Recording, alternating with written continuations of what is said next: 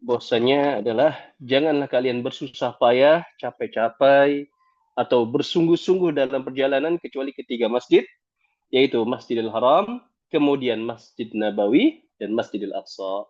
Diurutkan oleh hadis Bukhari Muslim. Ya, insya Allah yang dimana perkumpulan kita pada siang hari ini akan membahas tentang persiapan kita untuk menuju ke tanah suci tersebut, yaitu adalah Masjidil Haram dan juga Masjid Nabawi, yang dimana Bapak Ibu semua calon jamaah umrah sudah mendapati materi tentang manasik umrah, yang dimana fadilah yang sangat luar biasa untuk bisa beribadah di Masjidil Haram ataupun di Masjid Nabawi. Baik, insya Allah saya akan menjelaskan poin per poin ya, Bapak Ibu semua yang dirahmati Allah, terkait dengan apa itu safar, kemudian apa yang dimaksud dengan rukhsah, kemudian apa saja keringanan dalam safar, kemudian apa saja syaratnya bisa mendapatkan rukhsah safar ataupun keringanan dalam perjalanan, ya, atau berapa lama waktunya, berapa jauh jaraknya, kemudian adab yang terakhir. Baik, Bapak Ibu semua yang dirahmati Allah, calon jamaah umroh yang dirahmati Allah Subhanahu wa taala. Poin yang pertama adalah kita akan membahas tentang pengertian safar terlebih dahulu, karena safar ini berasal dari bahasa Arab ya Bapak Ibu ya, dari huruf sin, fa dan ra ya. Jadi bahasa Arab itu akan menjadi satu kata jikalau ada tiga huruf. Kalau cuma dua huruf tidak bisa disebut sebagai kata ya. Maka ini safar artinya adalah secara bahasa itu dari sifrin al-inkishaf wal jala, yang itu artinya berpergian ya, atau menyingkap, menghilang gitu. Kalau bahasa kasarnya mengusir ya, pengusiran. Tetapi intinya adalah bahwasanya safar ini adalah berpergian, artinya terpergi gitu. Kenapa? Karena seorang musafir atau orang yang berpergian itu dia memunculkan dirinya di satu tempat kemudian menghilang. Nah, iya, ini adalah makna dari safar secara bahasa ya. Kemudian secara istilah banyak sekali tentang istilah tentang apa itu safar. Para ulama menjabarkan dengan berbagai ta'rifat atau makna-makna yang sangat banyak. Maka kita ambil kesimpulan daripada makna tersebut dari buku Al-Athar As-Safar, Al-Wasail As-Safar, Al-Hadis ala Rukhsus Safar. Ya. Yang dimana dijelaskan bahwasanya safar itu secara istilah adalah keluar dari satu tempat di mana seseorang ini tinggal kemudian menuju kepada tempat yang ingin dituju. Ya, artinya apa? Intinya berpergian ya, dari tempat kita menetap menuju ke tempat selanjutnya, dimanapun itu tujuannya. Ya, dengan maksud bisa untuk bertempat tinggal di sana, atau maksud untuk berjualan, atau maksud dengan tujuan yang lain. Mungkin bisa kita kaitkan dengan hadis kama qala Rasulullah SAW, inna ma'amalu binniyah wa inna ma likulli imri'in ma nawa. ومن كان هجرته إلى الله ورسوله فهجرته إلى الله ورسوله ومن كان هجرته للدنيا يصيبها أو امرأة ينكحها فهجرته إلى ما هاجر إليه. Ya. Sebagaimana tujuan kita pergi untuk apa? Untuk Allah dan Rasulnya, ataukah untuk berjualan, ataukah untuk berniaga, begitu juga maksud daripada safar ini. Bapak Ibu semua yang dirahmati Allah, jamaah umrah, calon jamaah umrah yang dirahmati Allah Subhanahu wa taala. Maka kita sudah memahami ya safar secara bahasa dan juga secara istilah, bahwasanya dia adalah berpergian dari satu tempat menuju ke tempat yang lain dengan maksud yang sudah ditentukan. Maka pada hari ini Bapak Ibu calon jemaah umrah sudah menentukan tujuan ke tanah suci adalah untuk melaksanakan ibadah umrah, untuk melaksanakan ibadah umrah yang dimana ibadah umrah ini adalah ibadah yang wajib ya. Maksudnya wajib adalah wajib bagi yang mampu.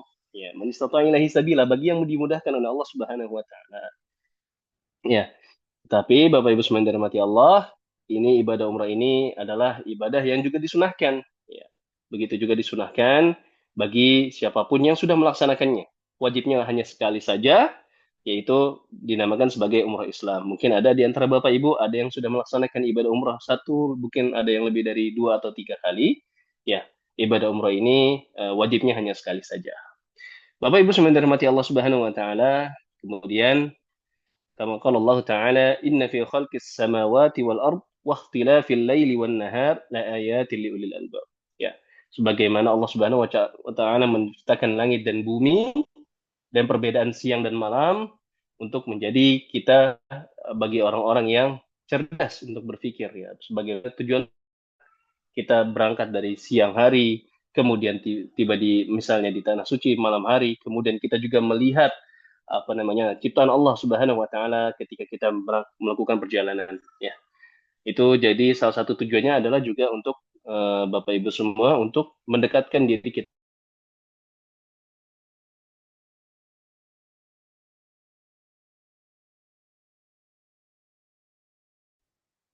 jamaah umrah yang itu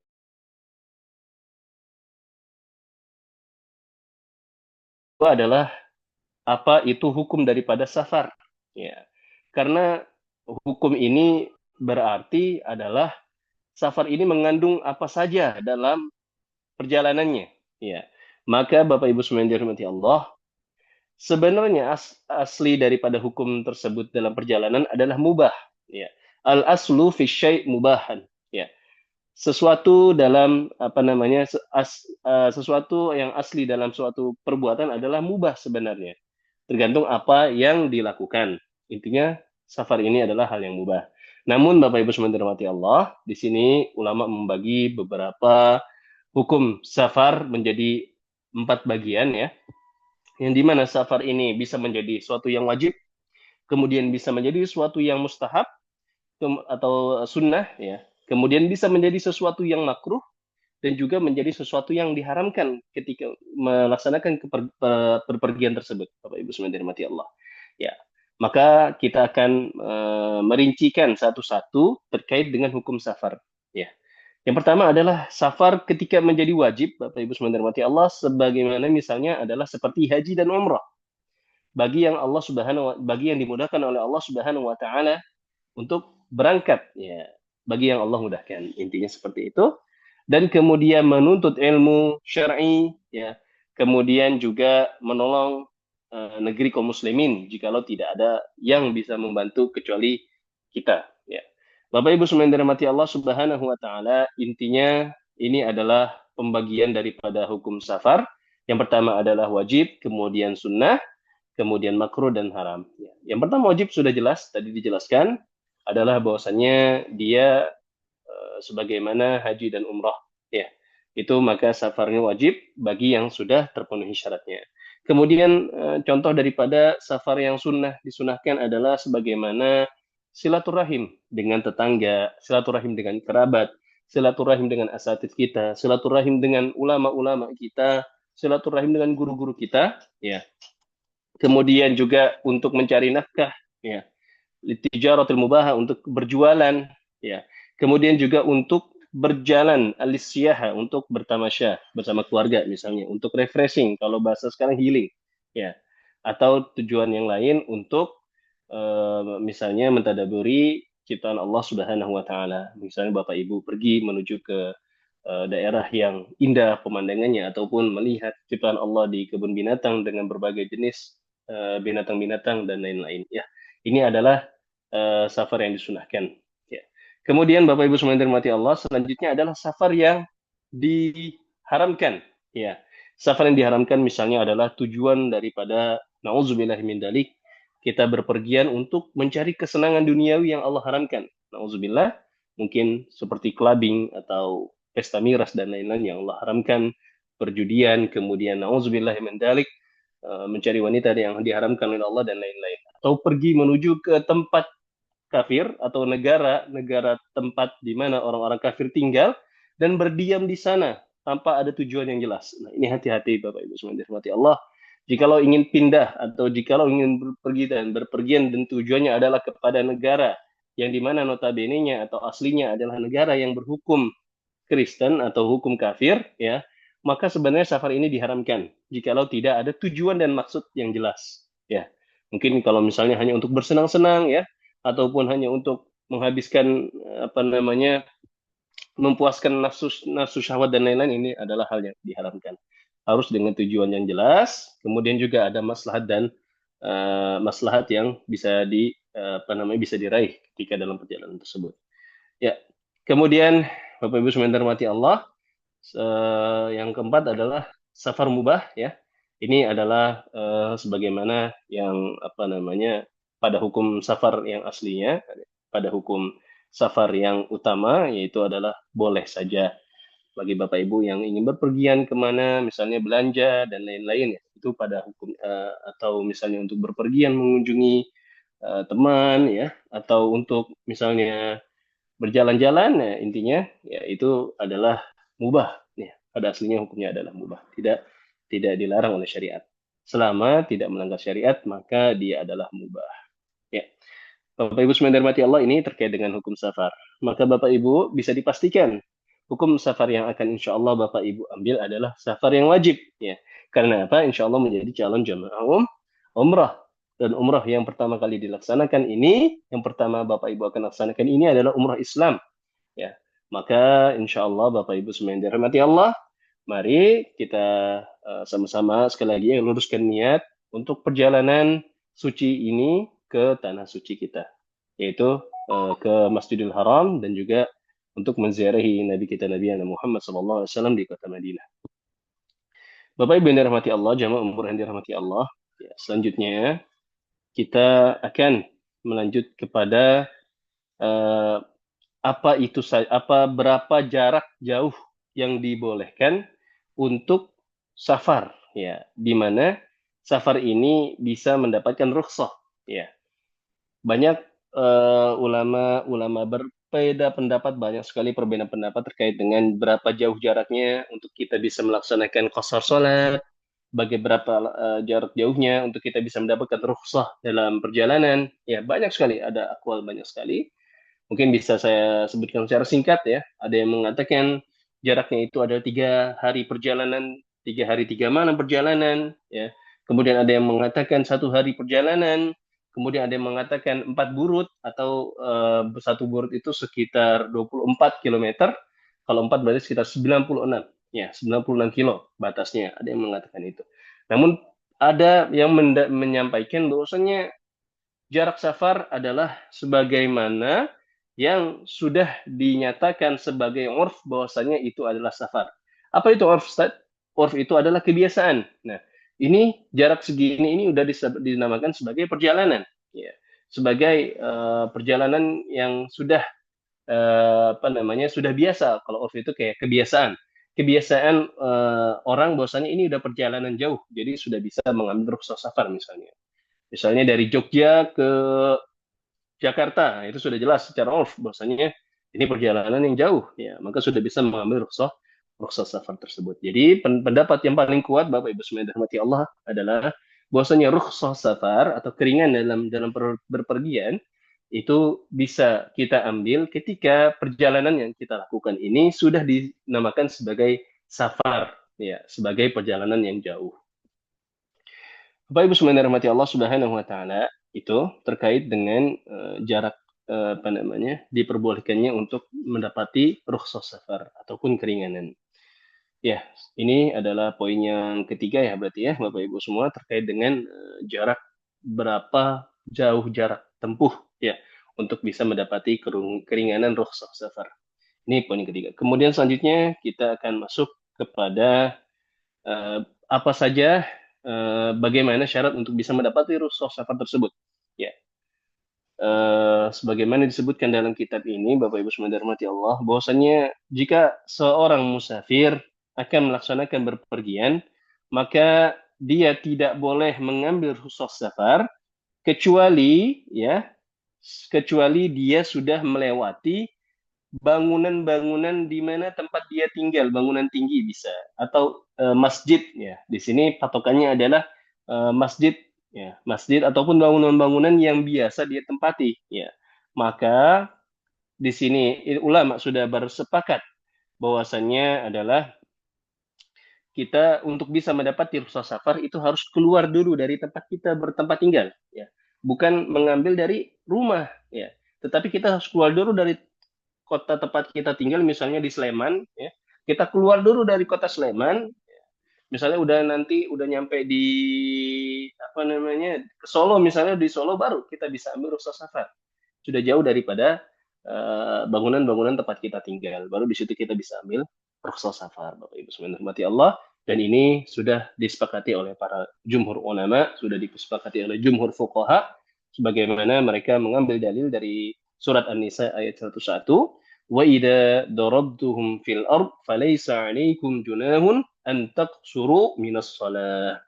Ya, di sini saya akan mempersingkat wa idza darabtuhum. Jadi arti daripada darabtuhum ini adalah bahwasanya disebut sebagai darabtuhum itu ketika sudah melakukan safar, sudah menjadi urf yang sudah menjadi kebiasaan bahwasanya safar ini harus meninggalkan daripada tempat yang kita tinggali atau sudah jauh daripada bangunan-bangunan tinggi yang ada di tempat kita tinggal. Ada beberapa ulama juga berpendapat apa namanya Bapak Ibu sebenarnya mati Allah bagaimana jikalau suara azan sudah tidak terdengar, ada yang berpendapat seperti itu. Namun pendapat yang paling kuat Bapak Ibu sebenarnya mati Allah adalah kita sudah keluar dari tempat kita bertinggal, sudah tidak melihat bangunan-bangunan daripada tempat kita bertinggal. Bapak Ibu sebenarnya mati Allah itu ya, selanjutnya kita akan masuk kepada poin yang keempat ya, yaitu terkait dengan berapa lama ya muddatul lati yajuzu lil musafir untuk mengambil rukhsah ya. Kalau tadi berapa jauh jaraknya, sekarang berapa hari ya. Berapa jauh, sekarang berapa lama waktunya. Tadi seberapa jauhnya untuk bisa mendapat rukhsah safar, yang sekarang ini adalah seberapa lama kita untuk bisa mendapati rukhsah safar tersebut ya. Dan juga banyak sekali Bapak Ibu sekalian dirahmati Allah aqwal ulama. Ya, saya singkat ya Bapak Ibu sekalian dirahmati Allah. Ada yang mengatakan bahwasanya untuk bisa mendapati rukhsah ya safar itu tidak boleh lebih dari 21 hari, ada yang menyampaikan tidak boleh lebih dari 15 hari dan lain-lain ya. Jadi Bapak Ibu sekalian dirahmati Allah, dan pendapat yang paling kuat daripada berapa lama kita bisa mendapati rukhsah safar tersebut adalah bahwasanya seorang musafir jikalau berniat untuk berpergian ya, kemudian dia menetap kepada satu tempat tersebut lebih daripada 4 hari ya, maka pada hari keempat ataupun lebih itu sudah tidak bisa untuk mendapati rukhsah safar lagi. Jadi tidak apa namanya Bapak Ibu sekalian dirahmati Allah, bahwasanya jikalau seseorang sudah berpergian ya, kemudian berniat untuk bertempat tinggal ya. Ingat, kata kuncinya adalah berniat untuk bertempat tinggal, bukan apa namanya hanya berniat mungkin untuk menyelesaikan urusan dan lain-lain begitu. Apakah Bapak Ibu berangkat ke tanah suci untuk bertempat tinggal di sana? Ya, bukan ya, untuk melaksanakan ibadah umrah, untuk melaksanakan perjalanan manasik begitu. Kalau niatnya untuk bertempat tinggal di sana lama, mungkin Bapak Ibu setahun atau 2 tahun, itu sudah pasti tidak bisa untuk mendapati rukhsah. Ya. Tetapi jikalau tidak berniat untuk bertempat tinggal, insya Allah bisa mendapati rukhsah tersebut. Berapa lama Ustadz? Yaitu adalah tidak lebih daripada 4 hari. Ya. Maka jikalau ingin bermukim di satu tempat lebih dari 4 hari, ya maka dia sudah tidak bisa untuk mendapati rukhsah safar tersebut. Wallahu ta'ala alam, Bapak Ibu semuanya dirahmati Allah Subhanahu wa taala, ini ya rukhsah safar jikalau sudah apa namanya menuju ke tempat yang sudah dituju. Jikalau sudah sampai di tempat yang sudah dituju. Maka Bapak Ibu semuanya dirahmati Allah, tadi sudah dijelaskan ya terkait dengan jaraknya, kemudian berapa lama waktunya. Ya. Kemudian Bapak Ibu semuanya dirahmati Allah, itu tadi poin yang keempat. Jadi kita akan masuk sekarang kepada poin yang kelima, yaitu adalah yaitu adalah tentang daripada apa saja rukhsah yang bisa didapati ketika sedang safar. Ya. Tadi kita sudah menjelaskan terkait berapa lama waktunya, kemudian sudah menjelaskan juga berapa jauh jaraknya. Kemudian apa saja rukhsahnya sih Ustadz selama perjalanan kita, apa saja yang bisa kita dapat? Ya, di sini saya akan membahas secara singkat ya, Bapak Ibu semua dirahmati Allah. Di sini ada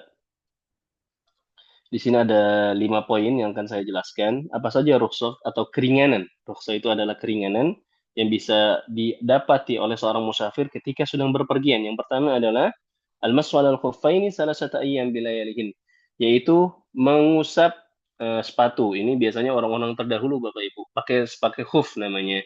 Khuf itu kayak terbuat dari kulit ya, tetapi biasa digunakan oleh orang Arab. Yaitu untuk diusap. Jadi mereka wudhu tidak perlu melepas khuf itu sambil digunakan begitu. Itu 3 hari 3 malam ya.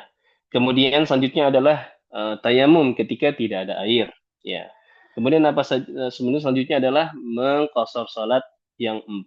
Ya, ini mungkin menjadi perhatian Bapak Ibu semua terkait dengan mengqashar salat nanti ketika Bapak Ibu sedang melakukan berpergian menuju ke tanah suci. Ya, yang dimana perjalanan Bapak Ibu sudah memenuhi syarat. Ya, yang pertama waktu yang ditentukan sudah memasuki waktu untuk mendapati rukhsah tersebut. Kemudian jaraknya juga sudah mendapati daripada keringanan tersebut. Insya Allah nanti akan dibimbing oleh Ustadz ya, tour leader terkait dengan qasar salat nanti selama perjalanan daripada calon jemaah umroh yang dirahmati Allah Subhanahu wa taala. Ya, mengqasar salat yang 4.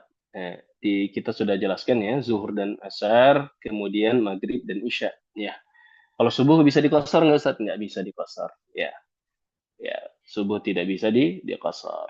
Ya, yang rubaiyah. Saya ulangi, zuhur dan asyar begitu ya. Dan isya yang dikosor. Kalau maghrib nggak bisa, maghrib 3 ya. Kemudian Bapak Ibu semua yang dirahmati Allah, selanjutnya adalah al-jam'u bainas shalatain. Kemudian menggabungkan salat-salat tadi ya. Tadi waktu zuhur dan asar bisa diqasar dari 4 menjadi 2, kemudian juga bisa digabungkan dari waktu zuhur ke asar atau sebaliknya ya. Dijamak di akhir yaitu salat zuhur di waktu asar. Baik, selanjutnya Bapak Ibu semua yang dirahmati Allah, kemudian rukhsah yang terakhir yang akan saya jelaskan sebenarnya banyak sekali Bapak Ibu poinnya di sini. Saya hanya ambil sebagian saja, yaitu tarkul Jum'ah atau tidak sholat Jumat. Ya, seorang musafir itu tidak diwajibkan untuk sholat Jumat Bapak Ibu. Karena dari salah satu syarat sholat Jumat adalah untuk syaratnya harus bermukim. Ya. Maka musafir dia tidak diwajibkan untuk melaksanakan sholat Jumat. Cuman Bapak Ibu semua dirahmati Allah, sangat disayangkan ya, apalagi kesempatan menuju ke tanah suci gitu. Tidak dimaksimalkan dengan tidak sholat Jumat di Masjidil Haram, sangat disayangkan. Jadi kalau nanti Bapak Ibu semua bertepatan dengan waktu Jumat di sana, maka kami sangat menghimbaukan untuk bisa sholat Jumat di Masjidil Haram. Ya, untuk bisa menikmati bagaimana pemandangan, bagaimana suasana ibadah sholat Jumat di Masjidil Haram, yang dimana jutaan manusia berkumpul Bapak Ibu untuk melaksanakan sholat Jumat.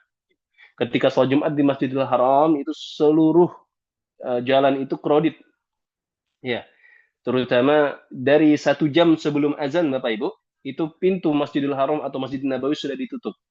Ya, jadi nanti mungkin arahan dari asatid di sana atau tour leader Bapak Ibu semua itu 1 jam sebelum sholat Jumat, yaitu pintu dari Masjid Nabawi dan Masjidil Haram sudah ditutup, maka sudah harus masuk daripada waktu tersebut. Ya, karena sangat luar biasa di mana seluruh umat Islam dari seluruh dunia berkumpul di satu tempat, yaitu di Masjidil Haram ataupun di Masjid Nabawi. Bapak Ibu sekalian, Allah. Ya, ini terkait dengan rukhsah apa saja yang bisa Bapak Ibu dapati nanti ketika sedang berpergian. Ya, banyak Bapak Ibu ya terkait dengan rukhsahnya. Saya ambil 5 poin tadi saja. Mungkin di antara Bapak Ibu juga sudah tahu, ya salah satunya yang belum saya tambahkan misalnya berpuasa bisa membatalkan puasa ketika Ramadan, ketika perpergian jauh ya. Ini adalah rukhsah Bapak Ibu. Jadi jikalau bisa diambil maka dimanfaatkan semaksimal mungkin. Ada pahala di mana Bapak Ibu mengambil rukhsah. Kenapa? Karena ini adalah keringanan yang Allah berikan kepada kita. Kenapa tidak kita ambil begitu? Jikalau dirasakan perjalanannya ini akan membatalkan puasa. Tetapi kalau naik pesawat bagaimana Ustaz? Nah, ada banyak pendapat nih. Ya, ada beberapa asatid juga yang yakini ini nggak terlalu capek saya perjalanan kayak gini. Jadi naik pesawat nyaman, AC dan lain-lain, saya bisa masih puasa. Ada juga ini udah kesulitan bagi saya harus nggak puasa. Ya, itu juga boleh untuk mendapati atau mengambil rukhsah tersebut. Ya, Bapak Ibu semua yang dirahmati Allah, ini terkait dengan rukhsah apa saja yang bisa Bapak Ibu dapati ketika sedang perjalanan. Ya. Selanjutnya saya akan menjelaskan poin yang ke-6 ya, berarti ya, udah poin yang ke-6, Masya Allah. Ini terkait dengan faidah daripada safar, ya, atau keutamaan fadilah atau manfaat daripada perjalanan yang Bapak Ibu lakukan. Yang pertama, Bapak Ibu semua yang dirahmati Allah, ya, bahwasanya berpergian ini dalam perjalanan kita nanti Bapak Ibu semua akan mendapati banyak sekali manfaat dan keutamaan yang akan Bapak Ibu dapati. Yang pertama adalah ini yang paling penting untuk mengenal daripada ciptaan Allah. At-ta'aruf ala ayatillah fi ardillahi al-wasi'ah wa ikhtilafi takwiniha. Bapak Ibu akan melihat berbagai jenis manusia, berbagai jenis bangsa dan suku, berbeda bahasa, ya. Ada yang hitam, ada yang putih benar, ada yang tinggi benar, ada yang pendek benar, ya. Akan Bapak Ibu ketemui nanti ketika sudah tiba di Masjidil Haram ataupun di Masjid Nabawi untuk saling mengenal satu sama lain. Bapak Ibu akan melihat ada orang yang bentuknya badannya tinggi benar sampai 2 meter, ada yang Bapak Ibu lihat juga orang yang afwan kulitnya hitam matang begitu, dengan baunya juga yang berbeda-beda dari Afrika, India, Eropa dan lain-lain semuanya memiliki ciri khas. Ya. Ini adalah untuk kita at-ta'arruf ala khalqillah, untuk kita bisa mengenal ciptaan Allah Subhanahu wa taala. Agar apa Bapak Ibu? Agar semakin tinggi iman kita, kecintaan kita kepada Allah Subhanahu wa taala, ya, melihat apa yang Allah ciptakan, ya. Melihat Bapak Ibu semuanya dirahmati Allah, sebagaimana ada orang yang mungkin nanti akan Bapak Ibu saksikan dia menggunakan tongkat kayunya, ya, untuk memapah dia ketika sedang tawaf, ya. Akan Bapak Ibu lihat bagaimana perjuangan kaum muslimin nanti ketika tiba dengan berbagai latar belakang yang berbeda-beda. Ya. Ini salah satunya adalah untuk menambahkan syukur kita kepada Allah Subhanahu wa taala. Allah Subhanahu wa taala mesti memberikan kita kesehatan, kemudian juga memberikan kita tubuh yang sempurna mungkin, ya. Kita semua nanti kita juga akan melihat bagaimana ada orang yang kekurangan Bapak Ibu, ya. Ada orang yang jalannya itu bungkuk, ya, sebagaimana rukuk salat, ya. Ini biasanya orang-orang dari Afrika yang kekurangan gizi. Ya, untuk kita juga bisa mensyukuri sekali lagi nikmat yang Allah berikan kepada kita Bapak Ibu semuanya. Ya, itulah tujuan daripada perjalanan safar Bapak Ibu, yang utamanya adalah untuk kita mengenal daripada ayat-ayat Allah, tanda-tanda Allah di muka bumi ini. Ya, sebagaimana Allah Subhanahu wa taala berfirman, "Wal arda farashnaha fa ni'mal mahidun." Kemudian Bapak Ibu semuanya dirahmati Allah, kita juga nanti akan berpergian ke tanah suci ini, Mekah dan Madinah ini, dengan iklim yang berbeda dengan Indonesia, yang dimana panasnya mungkin nanti sekitar 45 derajat atau sampai 49 derajat Celcius, ya. Yang dimana mungkin di Jogja itu 35, 36 paling pol misalnya. Nanti di sana dengan panas yang luar biasa, kemudian juga dengan udara anginnya bukan angin yang lembab, tapi angin yang kering. Ya. Jadi menyebabkan kulit kita kering, kemudian bibir kita kering dan pecah-pecah. Ini juga salah satunya untuk kita mengenal daripada ciptaan Allah Subhanahu wa ta'ala. Artinya apa? Dunia yang kita pijaki ini, Indonesia saat ini, itu berbeda dengan nanti di Saudi Arabia. Inilah sebagaimana Allah ciptakan daerah dingin, daerah panas, dan lain-lain. Ini adalah salah satu tanda daripada ciptaan Allah Subhanahu wa ta'ala. Ya, Bapak Ibu semuanya dirahmati Allah, ini salah satu daripada fawaid atau keutamaan kita dalam perpergian. Kemudian selanjutnya keutamaannya adalah kita bisa untuk mencari rezeki yang halal, ya, bagi travel ya, untuk menyediakan layanan umrah. Ini salah satunya adalah untuk mengais rezeki yang halal, ya, untuk kita bisa mendapati rezeki Allah yang Allah sebarkan di muka bumi ini, ya. Begitu juga mungkin dari bapak dan atau ibu semua yang kerjanya mungkin di luar kota, untuk mendapati rezeki yang Allah sudah bentangkan di muka bumi ini untuk Bapak Ibu jemput semua. Salah satunya ini adalah daripada faidah ketika kita berpergian. Kalau kita di rumah aja, ya mungkin sekarang bisa Ustaz belanja online, jualan online di rumah aja juga bisa dapat keuntungan, ya, bisa aja mungkin. Tetapi juga perlu untuk berpergian, ya, untuk misalnya ngecek barang ataupun kemana, ya, daripada tujuan safar tersebut, ya. Intinya Bapak Ibu semuanya dirahmati Allah, inilah daripada faidah daripada berpergian.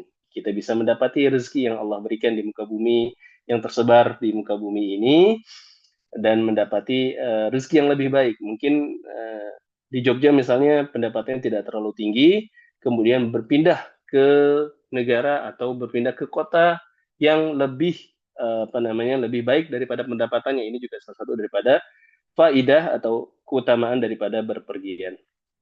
Kemudian tidak kalah penting yaitu berpergian dalam menuntut ilmu. Nah, ini juga adalah keutamaan ya. Ini juga adalah keutamaan daripada berpergian itu di mana seorang penuntut ilmu mencari ilmu ya kalau kata ulama itu rakus terhadap ilmu ya.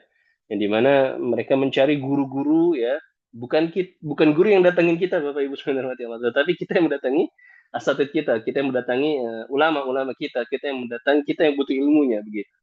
Ya, itu juga salah satu daripada tujuan perjalanan. Bapak Ibu semua yang dirahmati Allah, ini mungkin terkait dengan daripada fawaid atau keutamaan daripada perjalanan yang akan Bapak Ibu dapati. Tidak juga lupa saya jelaskan Bapak Ibu semua yang dirahmati Allah bahwasanya nanti perjalanan Bapak Ibu ketika ke kota Mekah dan Madinah jangan sampai ketika kita menuju ke tanah yang basah tetapi tubuh kita kering. Ya, ini salah satu statement atau kalimat yang disampaikan oleh Ustaz Luqmanul Hakim, di mana beliau menjelaskan jangan sampai ketika kita tiba di tanah suci nanti tubuh kita di tempat itu basah tetapi kita kering. Ya, tempat basah tetapi tubuh kita kering. Paham maksudnya ya? Yang di mana tempat tersebut adalah tempat yang penuh dengan keutamaan. Ya. Mekah dan Madinah ini semuanya dari sisi sudutnya dari segala amalia harian atau perbuatan amal soleh kita itu dilipat gandakan. Ya. Jadi jangan sampai kesempatan ini, ya, momen ini itu malah tidak dimaksimalkan Bapak Ibu semua dirahmati Allah. Ya, ya terlalu menikmati misalnya dengan fasilitas hotel daripada ke Masjidil Haram atau ke Masjid Nabawi itu sangat disayangkan Bapak Ibu. Ya. Kenapa? Karena perjalanan yang akan Bapak Ibu lakukan atau safar yang akan Bapak Ibu nanti kerjakan ini adalah safar yang penuh dengan rahmat dan keutamaan dari Allah Subhanahu wa taala. Kenapa? Karena Bapak Ibu adalah orang-orang yang dipilih Allah untuk berangkat ke tanah suci.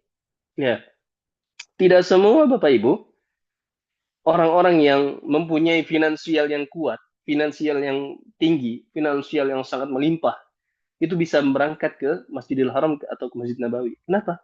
Karena belum diketuk hatinya oleh Allah Subhanahu wa taala. Berapa banyak Bapak Ibu orang-orang di sana yang di luar sana yang mempunyai uang miliaran hingga triliunan namun hatinya belum tergerak untuk menuju ke Masjidil Haram ataupun ke Masjid Nabawi atau belum mendapati hidayah daripada Islam tersebut. Ya.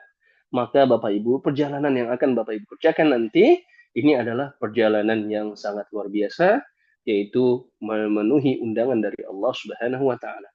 Ini adalah undangan dari Allah kepada Bapak Ibu dan Bapak Ibu memenuhi undangan tersebut dan apa yang akan didapati Bapak Ibu adalah sebagai duyufullah duyufur rahman. Apa itu duyufullah Ustaz? Tamu daripada tamu-tamu Allah. Nanti Bapak Ibu akan menjadi tamu daripada tamu-tamu Allah menuju ke Masjidil Haram ataupun menjadi tamu daripada Rasulullah SAW yaitu ketika tiba di Masjid Nabawi berziarah kepada Rasulullah SAW. Maka sebagai tamu kita harus memiliki adab yang tinggi, terutama di tempat suci, di tempat yang sangat disucikan oleh Allah Subhanahu wa taala. Bapak Ibu semua calon jemaah umrah yang dirahmati Allah Subhanahu wa taala, mudah-mudahan Allah Subhanahu wa taala memudahkan Bapak Ibu dalam memenuhi perjalanan ini. Allah Subhanahu wa taala memberikan kesehatan, Allah Subhanahu wa taala memberikan kemudahan dan kelancaran dalam perjalanan Bapak Ibu semua tanpa hambatan. Jangan lupa Bapak Ibu untuk selalu berdoa kepada Allah, untuk selalu meminta kemudahan kepada Allah dalam perjalanan nanti ketika menuju ke tanah suci Mekah dan Madinah. Ya, intinya itu Bapak Ibu semua dirahmati Allah. Maka nanti ketika tiba di Mekah dan Madinah, sangat kami himbaukan adalah untuk bisa memperbanyak amal soleh. Yang dimana Masjidil Haram dan Masjid Nabawi itu pintunya terbuka lebar 24 jam Bapak Ibu. Tidak ditutup untuk bisa sholat di dalam, untuk bisa bertadarus di dalam, untuk beriktikaf di dalam, ya. Untuk sholat qiyamul lail di dalam itu tidak ditutup pintunya. Itu 24 jam dibuka terus pintunya, Masjidil Haram dan juga Masjid Nabawi. Maka momen-momen ini Bapak Ibu semua kami himbau untuk Bapak Ibu calon jamaah umrah yang dirahmati Allah dan kami juga yang insya Allah nanti akan berangkat, doanya Bapak Ibu semua insya Allah itu untuk bisa memaksimalkan ibadah di Masjidil Haram dan juga di Masjid Nabawi. Ya. Keutamaannya mungkin sudah dijelaskan pada manasik sebelumnya terkait dengan keutamaan daripada sholat di Masjidil Haram ataupun di Masjid Nabawi. Ya, Bapak Ibu semua dirahmati Allah, poin yang terakhir daripada keutamaan perjalanan adalah untuk bisa mendapati ilmu. Ya, yang dimana ilmu itu nanti Bapak Ibu juga dapati di Masjid Nabawi. Itu ada kajian daripada ulama kita berasal dari Indonesia, Bapak Ibu, dan lulusan daripada Universitas Islam Madinah, yang dimana mereka mendapati gelar doktur. Ya, jadi menjadi seorang dai di Masjidil Haram itu minimal jadi S3 doktur. Kalau belum doktur nggak bisa duduk jadi dai di situ. Ya, nanti biasanya diisi oleh Ustadz Allahumma Muhammad di mana Ariful Bahri. Ya, kemarin tahun lalu itu Ustaz Ariful Bahri, di mana beliau adalah doktur daripada jurusan kuliah dakwah dan tarbiyah begitu. Ya, di S3-nya. Ya. Nanti mungkin setiap 5 tahun ya, kalau saya tidak salah, itu nanti diganti. Ya, begitu juga dari lulusan Universitas Islam Madinah yang berasal dari Indonesia, diambil lagi untuk menjadi salah satu daripada dai atau ulama yang menyampaikan majelis ilmu di Masjid Nabawi. Di mana itu lokasinya Ustadz? Lokasinya ada di pintu 20 daripada Masjid Nabawi bagi bapak-bapak. Kalau ibu-ibu saya kurang tahu ya, mungkin ada speaker atau audio atau radio yang bisa bisa didengarkan daripada di pengajian tersebut. Kapan kajiannya? Kajiannya itu ketika setelah sholat maghrib, setiap ba'da sholat maghrib. Ya, salah satunya mungkin yang sudah tidak asing Bapak Ibu dengar, Ustadz Firanda. Ya, Ustadz Firanda Andirja itu adalah salah satu daripada ulama yang sudah mengisi majelis ilmu di Masjid Nabawi. Ya, orang-orang Indonesia yang terpilih yang bisa menyampaikan ilmunya, yang bisa menyampaikan dakwahnya, itu adalah para ulama, para asatid atau para dai-dai yang dipilih Bapak Ibu. Ya, yang dimana ustadz-ustadz ini atau ustadz ini sebelum bisa mengisi majelis ilmu tersebut harus ada ujiannya.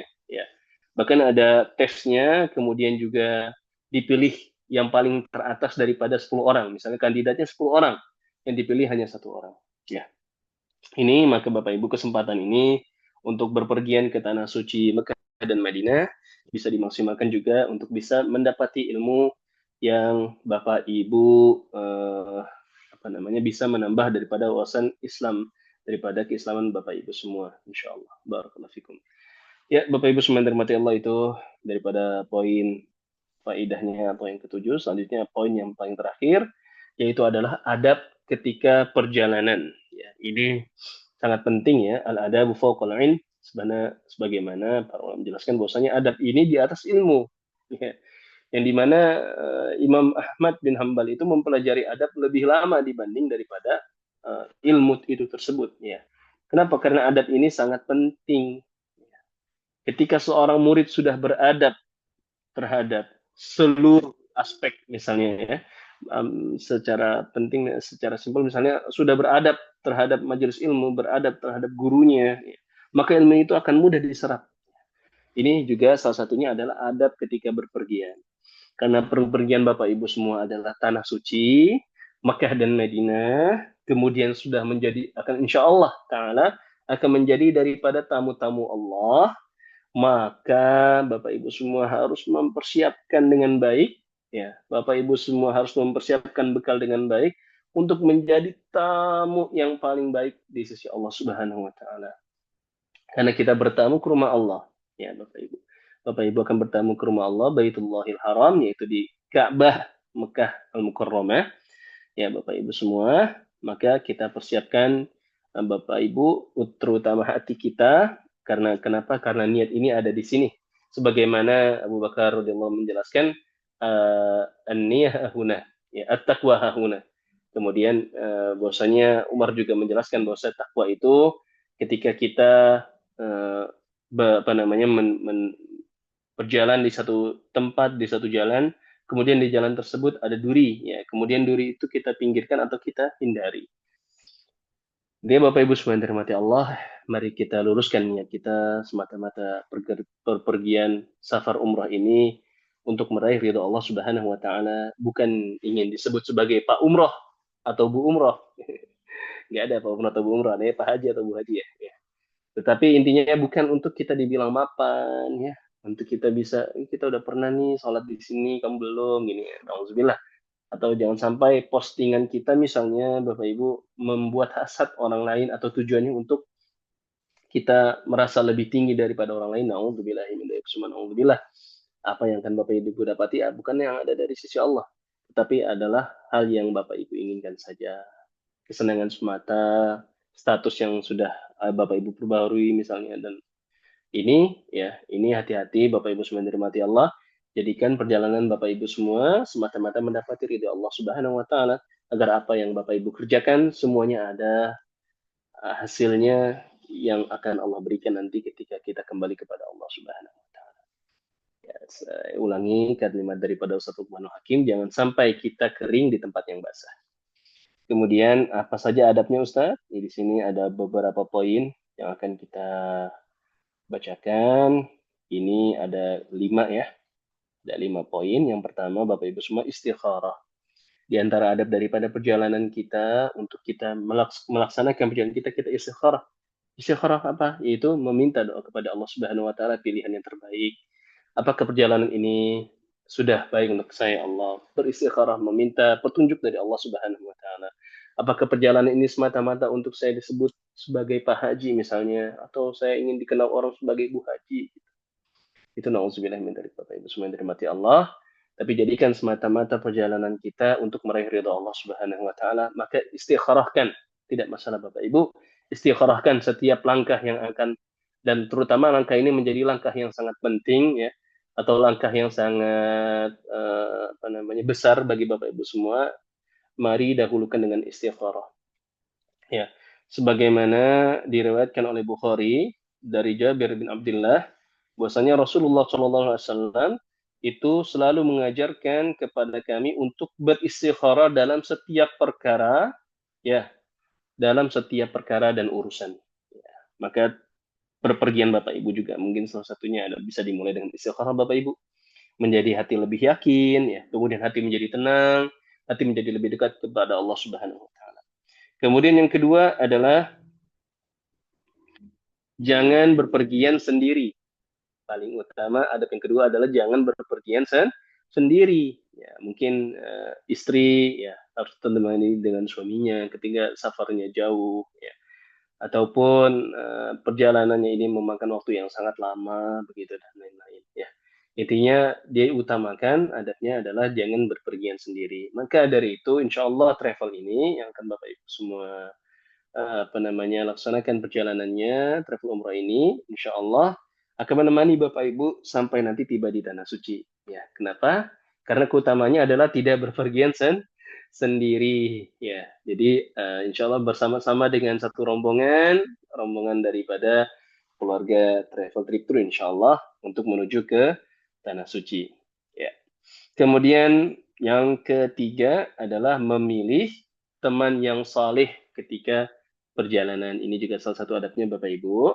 Kita memilih daripada teman kita atau teman yang menemani kita dalam perjalanan ini adalah orang yang saleh, bukan orang yang fasik atau apalagi orang yang mengajak kepada maksiat. Nauzubillahimin dzalik. Insyaallah perjalanan Bapak Ibu menuju tanah suci isinya adalah dengan orang-orang yang hatinya rindu kepada Allah, yang hatinya rindu kepada Rasulullah. Insyaallah menjadi teman perjalanan orang-orang yang saleh insyaallah taala. Kemudian ini yang ketiga dan yang keempat adalah jangan lupa untuk menyampaikan pesan ya, untuk menyampaikan pesan atau menyampaikan wasiat kepada keluarga kita, untuk menyampaikan wada ya, wadaan itu kayak perpisahan, tetapi isinya adalah kalimat-kalimat yang mendekatkan kita kepada Allah Subhanahu wa taala, misalnya untuk menjaga sholat, kemudian untuk tetap menjaga daripada larangan-larangan syariat, menjaga kehormatan keluarga ya, menjaga kehormatan agama dan lain-lain. Ini juga menjadi salah satu adab perjalanan ya. Itu menjaga kehormatan agama dan juga menjaga kehormatan pribadi dan keluarga. Bapak Ibu semua yang dirahmati Allah Subhanahu wa taala, Kemudian selanjutnya adalah yang keenam, ya. Yang kelima adalah yang terakhir, yang kelima ini yaitu berdoa ketika perjalanan. Ya, yang kelima adalah berdoa ketika perjalanan. Maka ketika kita akan mendapati perjalanan kita ini adalah perjalanan yang jauh, kemudian juga kita dapati perjalanan ini adalah perjalanan yang berat, di mana kita akan memakan waktu 8 sampai 9 jam bahkan satu hari, ya. Bahkan kita akan terbang ke langit, ya. Naik pesawat kan kita terbang, ya Bapak Ibu, ya, Masya Allah. Terbang ke atas, kemudian kita tidak melihat apa yang ada di bawah kita tidak sadar juga apa yang ada di langit dan lain-lain. Itu jangan lupa kita meminta doa kepada Allah Subhanahu wa taala agar Allah Subhanahu wa taala menjaga kita dalam perjalanan kita, agar perjalanan kita senantiasa dalam keselamatan dan rahmat Allah Subhanahu wa taala. Jangan lupa Bapak Ibu semua yang dirahmati Allah untuk selalu berdoa kepada Allah Subhanahu wa taala. Maka insya Allah nanti selama perjalanan dengan travel ini Bapak Ibu semua itu akan selalu dibimbing untuk doa ketika akan melaksanakan safar, ya. Sebelum Bapak Ibu melanjutkan perjalanan, mari kita berbaca doa safar terlebih dahulu, ya. Bisa nanti kami akan diajak untuk selalu membaca doa, untuk selalu kita berdoa kepada Allah Subhanahu wa taala dalam segala kegiatan rangkaian yang akan Bapak Ibu lakukan ke dalam safar ini. Misalnya adalah safar Bapak Ibu menuju ke Tanah Suci, insya Allah juga akan dibimbing doa. Kemudian safar Bapak Ibu menuju ke hotel juga akan dibimbing doa. Kemudian safar Bapak Ibu menuju ke Baitullahil Haram juga akan dibimbing doanya, insya Allah. Ya, jangan lupa untuk selalu berdoa kepada Allah Subhanahu Wa Taala dalam perjalanan, karena doa di perjalanan adalah doa yang mustajab atau doa yang Allah Subhanahu Wa Taala akan ijabahkan. Kemudian salah satu adab dalam berpergian selanjutnya adalah mempersiapkan takwa kita, ya, mempersiapkan diri kita untuk kita selalu mendapati kita bertakwa kepada Allah, sebagaimana Rasulullah Shallallahu Alaihi Wasallam bersabda, ittaqillaha haitsu ma kunta, bertakwalah kepada Allah dimanapun kita berada.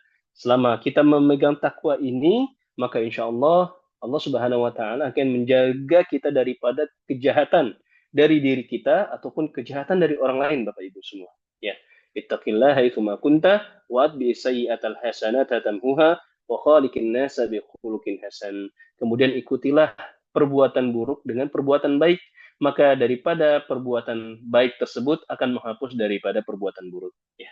Maka Bapak Ibu semua dirahmati Allah, dari hadis ini kita bisa simpulkan, nauzubillah, ya, kita adalah keturunan daripada Nabi Adam alaihissalam, tidak lepas daripada perbuatan dosa, tidak lepas dari perbuatan maksiat.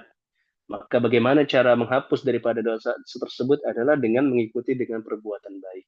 Ya, sebagaimana Rasulullah sudah jelaskan, wa'at bi'isayyi'atal hasanah, menghapus daripada keburukan, yaitu dengan perbuatan baik.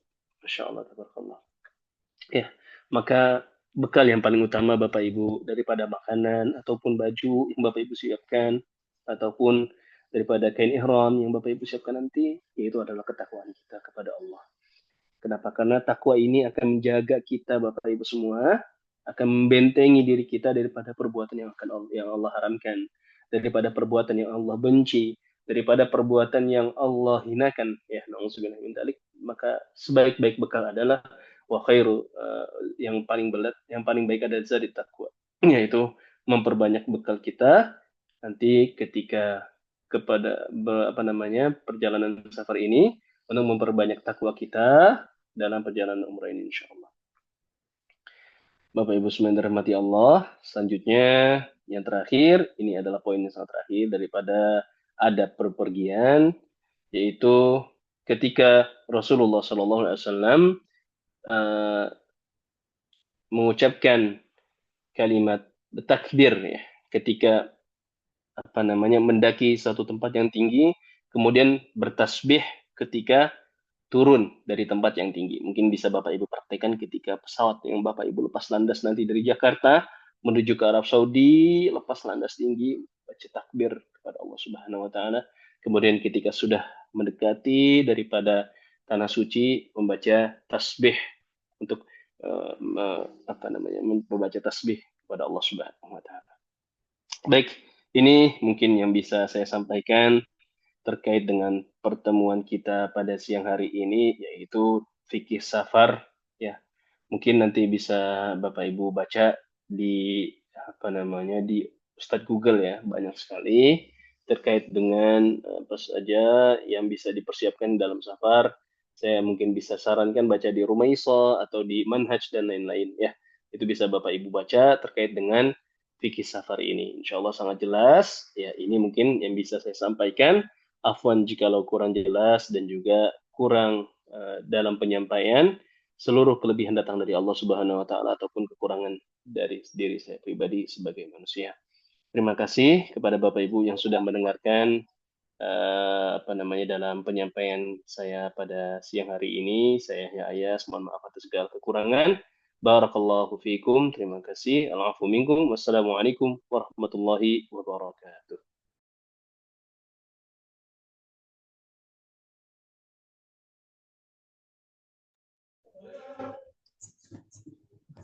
Baik, terima kasih Ustadz. Masya Allah, luar biasa sekali materi yang telah disampaikan oleh Ustadz Yahya. Semoga materi ini bermanfaat dan menambah semangat kita dalam mempersiapkan ibadah umroh dengan sebaik-baiknya. Berikutnya kita masuk ke sesi tanya jawab. Silahkan untuk calon jamaah umroh untuk bertanya bisa di kolom chat atau on kamera. Monggo.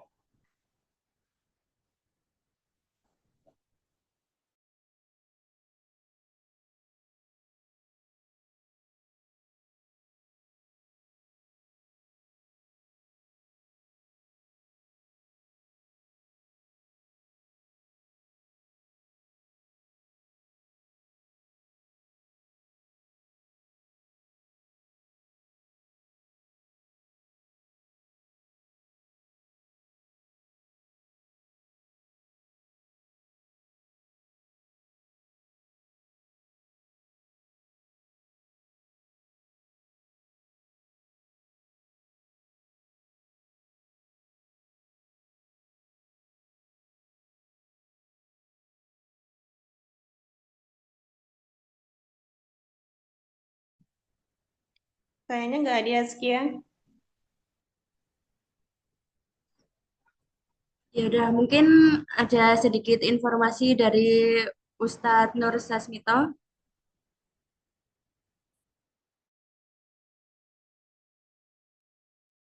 Minta tolong diingatkan aja untuk manasik offline-nya, Mbak. Sama yang jauh-jauh ya, yang jauh-jauh yang dari luar Jogja. Sekiranya butuh manasik offline, bisa berkabar dan nanti kita carikan Ustadz yang dekat. Ya, siap, Pak.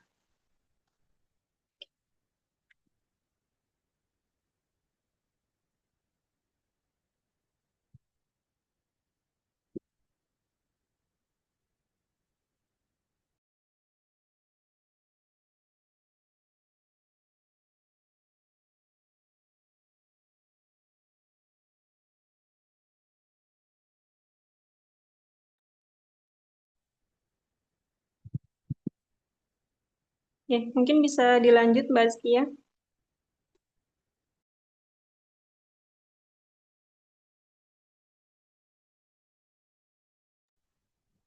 Baik, jika tidak ada yang ditanyakan, terima kasih saya ucapkan kepada seluruh calon jamaah umroh yang telah hadir mengikuti manasik online hari ini dengan penuh semangat. Semoga ilmu yang didapat menjadi bekal dalam perjalanan ibadah umroh yang mabrur. Jangan lupa untuk terus menjaga niat, memperbanyak doa, serta memperdalam pemahaman terkait fikih safar dan tata cara ibadah umroh. Jika ada kekurangan dalam penyampaian kata pada pelaksanaan acara ini, saya mohon maaf. Mari kita tutup dengan membaca doa kafaratul majelis. Subhanakallahumma wa bihamdika asyhadu an la ilaha illa anta Sampai jumpa di pertemuan berikutnya. Wassalamualaikum warahmatullahi wabarakatuh. Waalaikumsalam warahmatullahi wabarakatuh. Mari kami Ayas. iya, mari kami Ye.